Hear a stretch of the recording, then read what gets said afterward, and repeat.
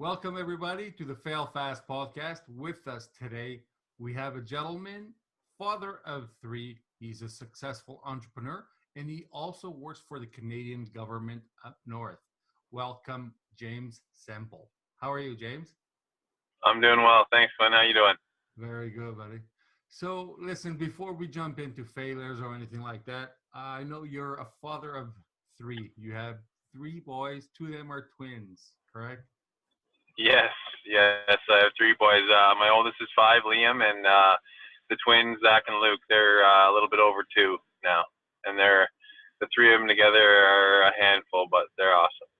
So that's what I was going to ask. That is very easy to have something like that and take care of all three at once. Yeah, it's a breeze. It's a breeze. Just ask my wife. Yeah. Okay, James. So you are. No, sorry to say, not that I don't assist and get to manage some of that. It's just she's home with them now. So she gets to deal with it on a more regular basis. So I know how hard it is to manage them, and she knows far more than me how hard it is to handle those boys. But they're great. Okay. Wouldn't change it. Yeah, no. When you said it, I caught on to that, but I didn't want to segue into that, so I didn't put you on the spot. But I know you do a lot. So, James, you work for the Canadian government. You're also a successful entrepreneur, and on your spare time, you run another business up in Fort McMurray, Alberta. That's right. Yeah. So, do you want to tell us a failure? Is it in regards to any of those? Is it something previous? I have a few that come to mind. I think one of the early on failures, probably like I wouldn't say it's my first failure. I'd say that's somewhere around, learning to walk, learning to stand, something like that. But one of my earliest career failures, more kind of entrepreneurial based, would be when I was younger. I did a lot of construction. I've been in construction most of my life. I've ever since I was probably about 13. I used to work for friends' parents, doing renovations, things like that, building houses, pouring concrete, doing landscape, and all that kind of work.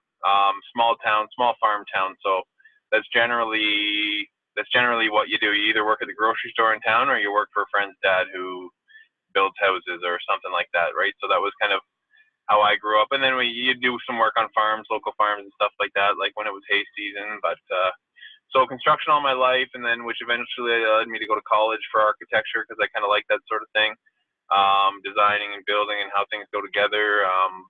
So I want to say early on, I kind of wanted to do things for myself as far as construction went. I learned a lot from previous bosses and stuff like that. And I got a little factory job there for a while, and I wanted to do some of my own kind of construction-based stuff on the side. So I got this lined piece of paper, just ripped it out of a notebook, and I wrote kind of like side jobs or something like that, and I put my number, and I used scissors, and I cut the little tabs and hung a couple of them up in the grocery store in town and hardware store and yada yada yada. Sure enough, I got a few phone calls, some small stuff. And then I got this one project, a lady in a couple towns over from mine, probably about a 45, 50-minute drive. She wanted a deck built, and I'm like, I can build a deck. I built so many decks before, so I can do this. And you don't really realize the knowledge that the people who were teaching you had, that you didn't get to see, that you figured they just kind of told you what to do in the morning, and you went to work and you did it, and then they come back and they plan something else out. You didn't ever see the behind the scenes type stuff. So this was a good taste of that. So it was a second story deck, which I wasn't overly familiar with. So, but I did have some codes experience. So I dug into the building code, and I figured out what I had to do, and so I priced out this project. She had already had a price from a contractor, so I said, well, I can do it for a little less than that.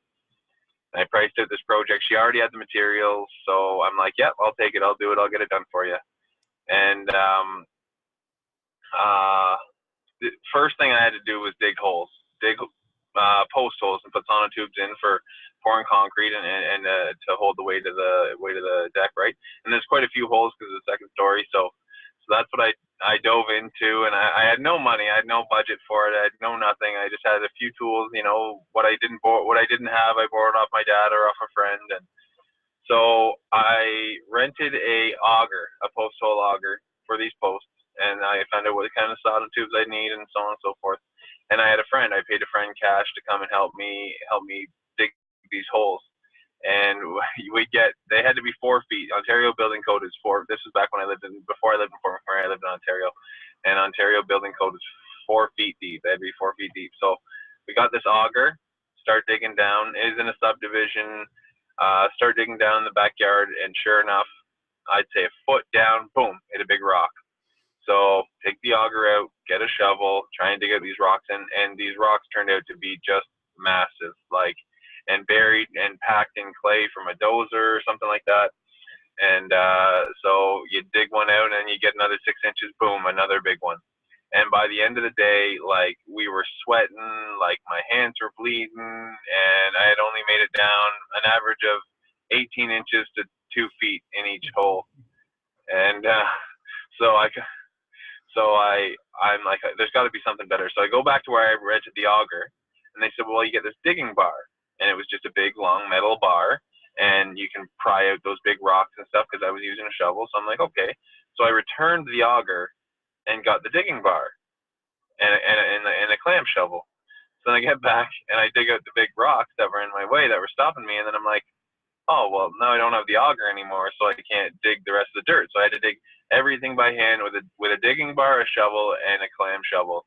And I had sent the friend that I got to help me home because I didn't want to pay him anymore because my profit margin was tiny on this little building a deck job. And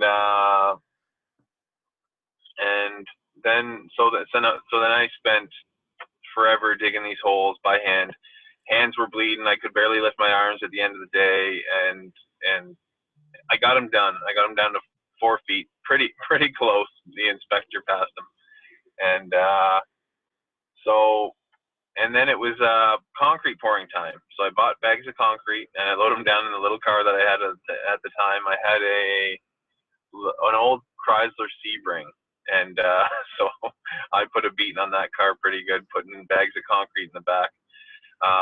So I went to go pour these holes, and it had rained all day before. They were all full of water, couldn't pour them. And it was taking longer and longer and longer, and I was doing it outside of my full-time job, so on weekends and the evening when I had time, and spending all kinds of money, and it was crazy. It was a ton of work, ran way over my budget, didn't make a dime, and it way time-wise, way into the season, it started to get cold. By the time I got the concrete poured, it was freezing, and I had to heat it and put straw over top so it would dry, and it was just start to finish an absolute nightmare, and it cost me money, and it was my first big business failure, and it taught me a lot. So where's the homeowner meanwhile in stress, and how is she or he handling this? She was, I think, frustrated, but luckily she was understanding. So she was a very nice lady, and yeah, I think she was understanding with me, and she was getting a smoking deal too, because anyone would have charged her far more than this foolish kid trying to do it all himself, right? Yes. So you ended up losing money, but you learned this big lesson, I'm guessing. 100%, yeah. The lessons were far worth the money I lost. Put it that way. That's the beauty of it, and Tony Robbins often says that your biggest failure often is the best thing that ever happened to you. Yep. And I don't know if that is your biggest one or not, but sometimes. Well, I have a question. Can I stop you there for a second, Quinn? Is how do you know when you've hit the biggest one? Because well, it's the biggest the biggest one yet, but I'd say I've had bigger ones, and I just don't know when I'm going to have my biggest one, because if I have any more ahead of me, I mean, they're going to get bigger and bigger and bigger, and That's eventually. Well, eventually, do we stop failing or what? no, that's the reason why we want to fail fast. And fail fast means you're going to do it fail early before the snowball becomes something big. So you want to Yeah. fail fast so you can correct that trajectory. And see, almost failed there with that word. And you correct the trajectory, and then you go from there. So small failures is failing fast. Oh, okay. So Awesome. now that you don't have any of these big failures hopefully coming towards you because you're going to fail fast, what is your life composed of now daily? What do you do for the Canadian government? I work in the roads department. I'm part of the management team in the roads department, and yeah, we just, in the wintertime we take care of the plowing. Summertime it's asphalt type work and sweeping roads, street sweeping, and things like that. So yeah, I help with the planning and I oversee the staff and yeah, it's a good job. I enjoy it. It's interesting. It's got change from season to season. Yeah, it's good. That's my day to day. And then as far as business goes, we're a cabinet supplier. The company's called Forest City. We're a cabinet supplier and installer. So we've been helping out. I don't know. I mean, with you've heard of the rebuild up here after the big fire that we had a couple years ago. So our company's helped out with that quite a bit. We've done, I think, somewhere between 30 and 40 rebuild homes. Done all the kitchen cabinets and the bathroom cabinets and things like that. So that's pretty good. And there's still a fair amount of burned homes in the area. Yeah, there is. Yeah, I think they've had, I want to say 1,000 housing starts out of, I think the numbers were around 2,500 structures burnt, and they've had about 1,000 starts. So there's still lots to go, but I don't know if all of those will get rebuilt. There's all kinds of insurance issues, or people bought up other lots to make their yard wider, all different things, right? So you want to touch a bit on that story of what happened for the people that are listening that don't know what happened in your city? Yeah, so in 2016, May of 2016, we had a super, super dry year. We didn't have much snow that winter, and coming around to late April, we had some really dry, hot weather. Forest fires are pretty common up here in the boreal forest.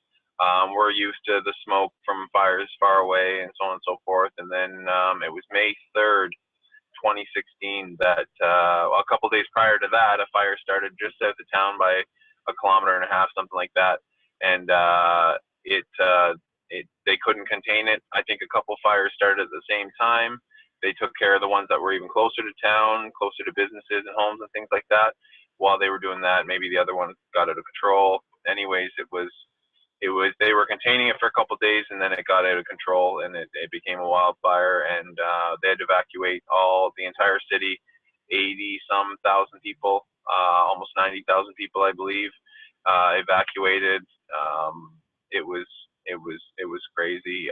Like I said, 2,500 structures, I believe, burned. Entire neighborhoods wiped out completely. New neighborhoods, old neighborhoods. It was massive fire. That was the biggest fire in Canadian history? I believe so. I mean, as far as fire damage to a city, I believe, yeah, I believe it was the largest. I don't know about fires way out in the bush that didn't affect anything, how large those goes, but I believe it was and I believe it was up there on the biggest natural disaster in Canadian history as well. So how they measure that, I think it might be a dollar amount, something like that, but I'm not too sure. I believe that's how it works, yeah. So how was it? It was a mandatory evacuation, so I guess that was an easy or a non-easy process to escape a town when 80,000 people are going through every single road.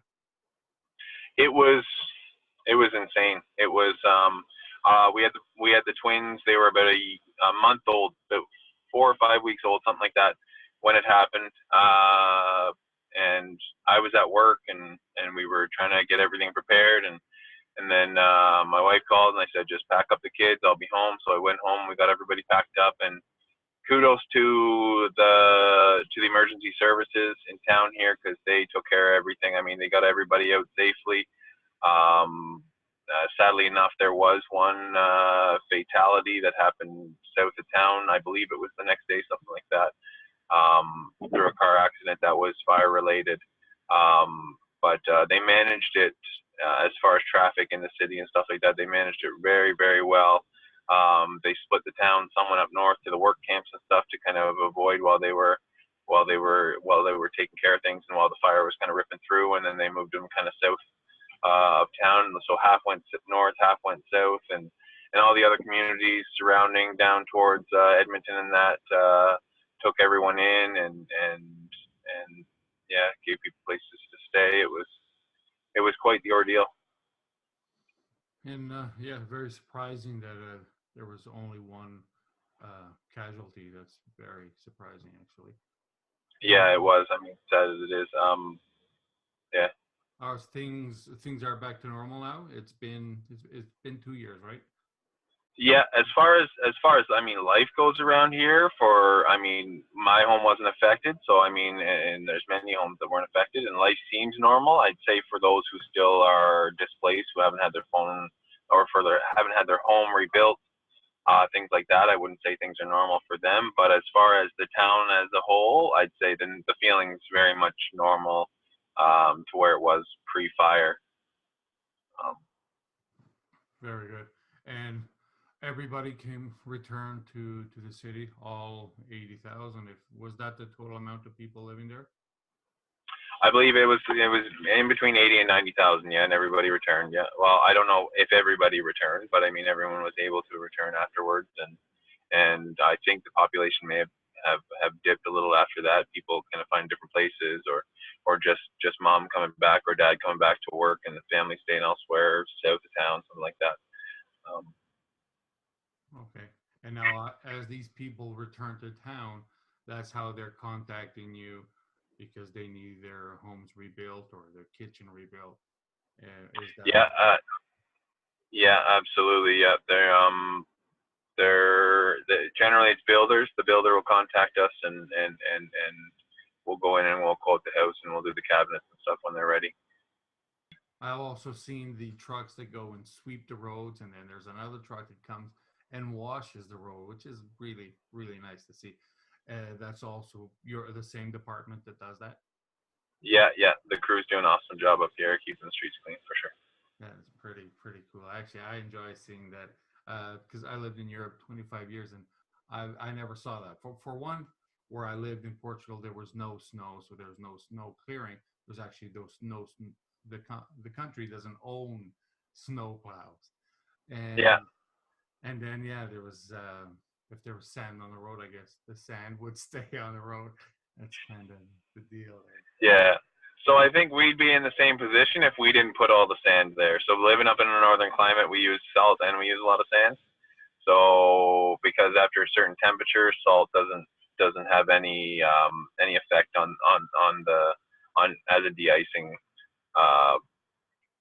de-icing material. So it's got to be sand. So sometimes you mix sand and salt, sand and calcium, but it's a lot of sand just to create grit until we get warmer temperatures and can peel it off.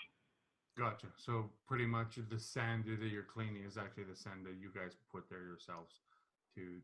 Exactly. Yeah. Okay. Gotcha.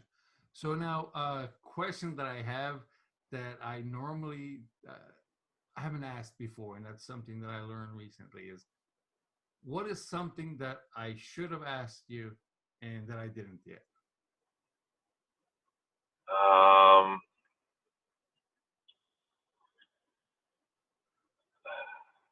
I guess this is a question that kind of puts you in the spot a bit. Maybe it is something I shouldn't use in the future. I actually, if there's one thing that I didn't mention myself, and I don't know if you should have asked me, but along with my job and my business, I am aspiring to start a podcast as well. And I would even chalk that up to probably a failure, as you know, you and I have talked about it, but I had this idea for the podcast quite some time ago. I bought the domain names. I started the Instagram page, the whole 9 yards. But I have a podcast idea for a podcast about partnerships, about business partnerships.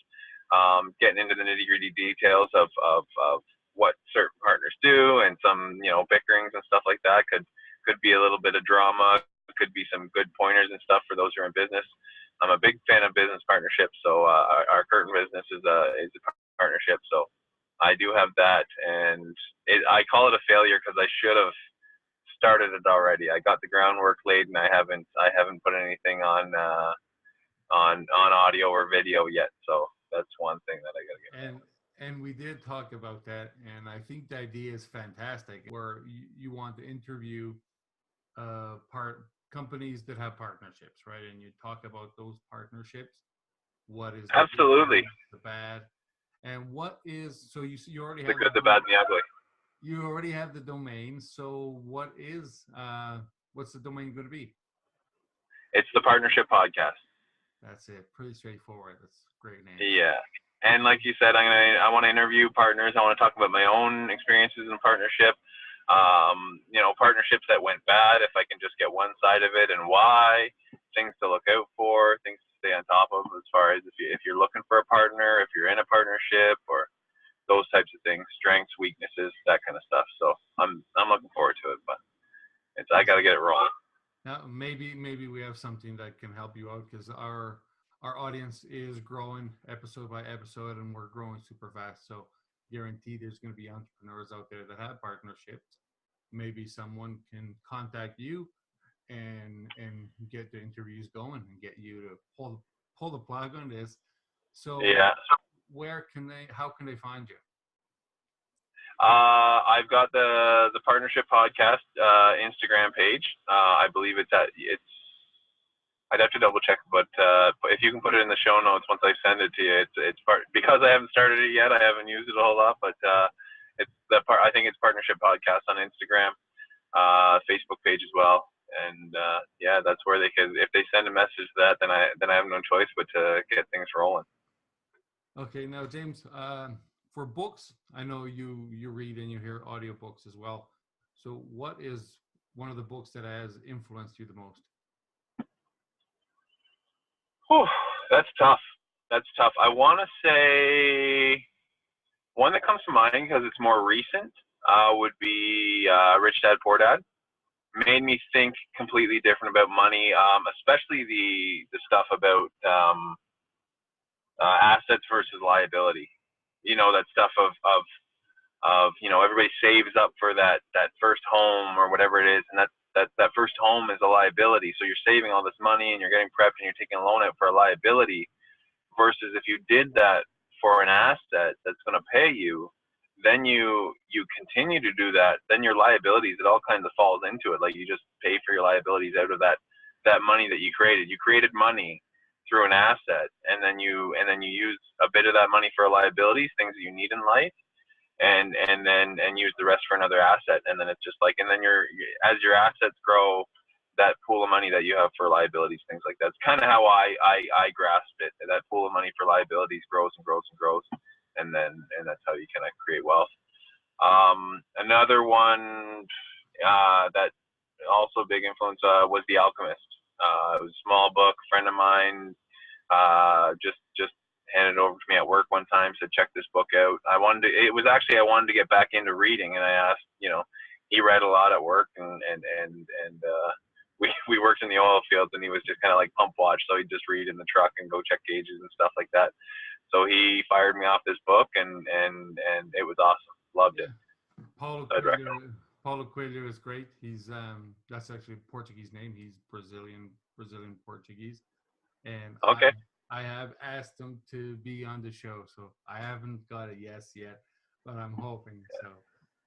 Awesome. Yeah, Paulo Coelho, The Alchemist, is very good. He just launched one recently, I believe, a week or so ago. The Hippie. Is it The Hippie? So, is it? I believe it is The Hippie. It has the hippie logo, And so that's something to look forward as well. A new book from him. Awesome. I'll have to check that out. James, so if we want to leave one piece of advice that you want everybody to, get into their heads, what would it be? I mean, sticking with the theme of failures, just shoot for them, I guess, is I don't know, just realizing that I guess when you get that failure, because you're gonna get them whether you shoot for them or not, whether you fail fast or you fail slow, failures happen in life. It's inevitable. So just when you get them, learn from them is the biggest thing. Is don't because when you get those failures, I think our initial reaction is to blame others. So then it's not like it was a failure. It's like the system failed, or the government failed, or my boss failed, or my coworkers failed, or the workers who work for me, they all failed, and somebody else failed, and then it doesn't have to feel like a failure for you. So then you don't learn anything. You learn nothing other than to blame people when you slip up. So own your failures, own them, and move on and learn from them. That's really, really good.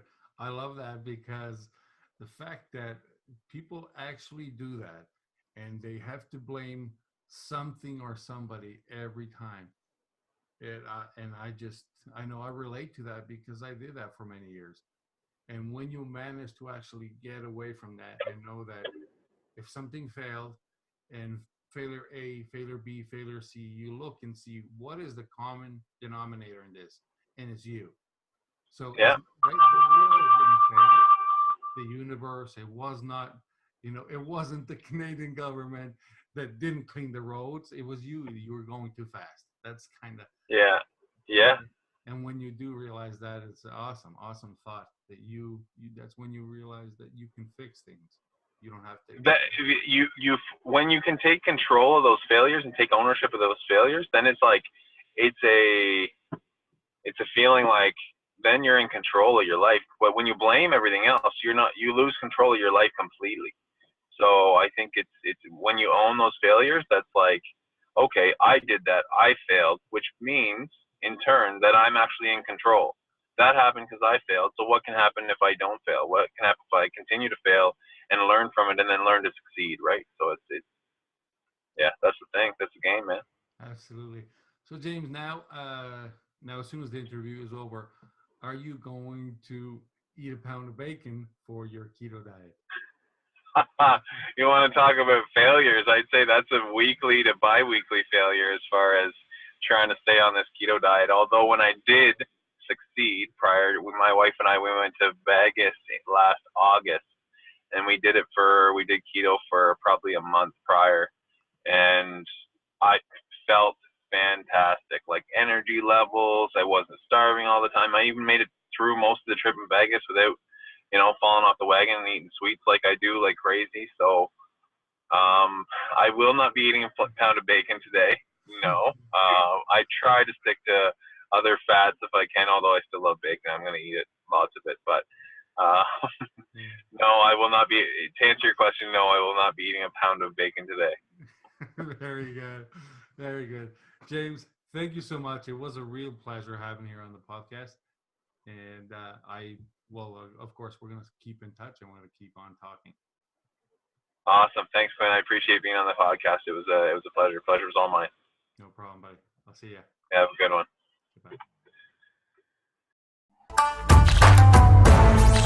Goodbye.